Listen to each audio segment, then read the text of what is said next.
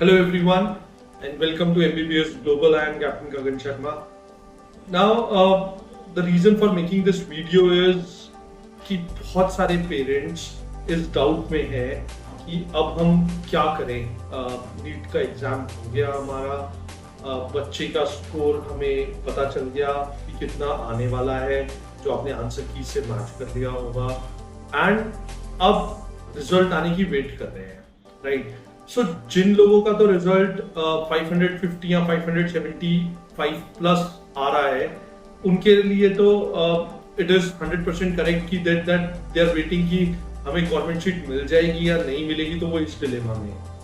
Now दूसरे लोग जो सिर्फ क्वालिफाई कर पाए हैं और उनका स्कोर 550 से कम है, वो लोग इस डाउट में हैं कि हम नीट का एग्जाम दोबारा देंगे या गवर्नमेंट सीट के लिए, या हम प्राइवेट कॉलेज में एडमिशन लेंगे और हम लोग स्टडी अब्रॉड के लिए जाएंगे और एमबीबीएस अब्रॉड के लिए जाएंगे। सो वो उनके पास भी क्लैरिटी है।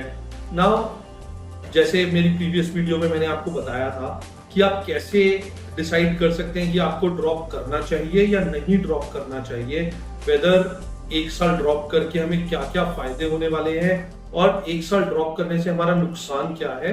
You can see my previous video. अगर आप एमबीबीएस अब्रॉड के लिए जाना चाहते हैं तो आपको ये पहले जानना पड़ेगा कि एमबीबीएस अब्रॉड का क्राइटेरिया क्या है।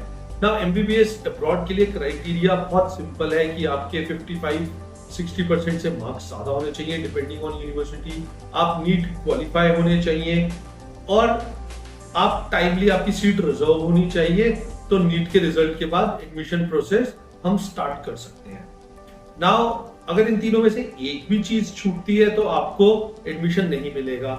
नाउ फॉर एग्जांपल किसी बच्चे के 95% मार्क्स है या नीट में 450 या 500 मार्क्स है और एक बच्चे ने जस्ट क्वालिफाई किया है 160-65 मार्क्स से और उसके 62% मार्क्स है, बट उसने अपनी सीट रिजर्व करवा के रखी है, तो first preference will be given to this guy only जिसके 60% मार्क्स है और उसने अपनी सीट रिजर्व करवा के रखी है।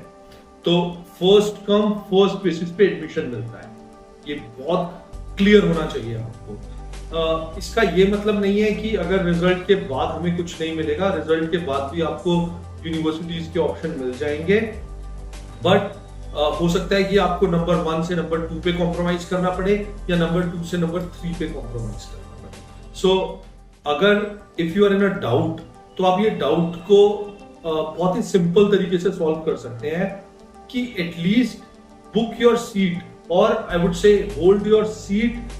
जिस भी कॉलेज में आप इंटरेस्टेड हैं, आप डॉक्यूमेंट्स, बेसिक डॉक्यूमेंटेशन करके लाइक 10th का मार्कशीट, 12th की मार्कशीट, योर पासपोर्ट कॉपी, ये 3-4 बेसिक डॉक्यूमेंट से आप अपनी सीट होल्ड करवा के रख सकते हैं and then you can take a call कि आपको जाना है या नहीं जाना है, राइट। सो आई थिंक बहुत ही इजी सा प्रोसीजर है।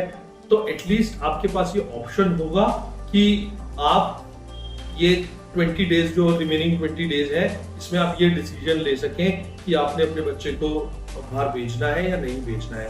फॉर एग्जाम्पल हमारे पास 2-3 ऐसे पेरेंट्स भी हैं जिन्होंने अपनी सीट 2 कंट्रीज में रिजर्व करवाई है, लाइक फिलीपींस एंड यूक्रेन में सीट रिजर्व करवाई है। Even 2 colleges in same country में सीट रिजर्व करवाई है कि इन केस अगर मेरे को यहाँ पे सीट नहीं मिली या मैं थोड़ा टाइम लगाया तो मेरी टाइम वेस्ट ना हो, मेरे को सीट दूसरे कॉलेज में, प्रेफर्ड कॉलेज में मिल जाए। माय सजेशन इज कि अगर आप डाउट में हैं so kindly hold your seat, चाहे वो फिलीपींस हो, यूक्रेन हो, रशिया हो, किर्गिस्तान हो, कजाकिस्तान हो, एनी कंट्री, आप अपनी सीट होल्ड करवाइए and then make up your mind कि आपने वहां जाना है या नहीं जाना है। लास्ट मोमेंट पे ये नहीं होना चाहिए कि आपके साथ जो बच्चे साथ में पढ़ रहे हैं उन्होंने एडमिशन ले लिया और आपका एडमिशन रह गया। तो एटलीस्ट आपके पास सीट होगी तो ये डिसीजन बाद में भी लिया जा सकता है कि जाना है या नहीं जाना है। If you have, I think I have answered all your queries जो भी पेरेंट्स के माइंड में आती है, but still if you have something in your mind, कोई डाउट है, कोई क्लैरिफिकेशन चाहिए, आप कॉल कर सकते हैं या कमेंट सेक्शन में डाल सकते हैं। We will try to reply as soon as possible. Thank you very much.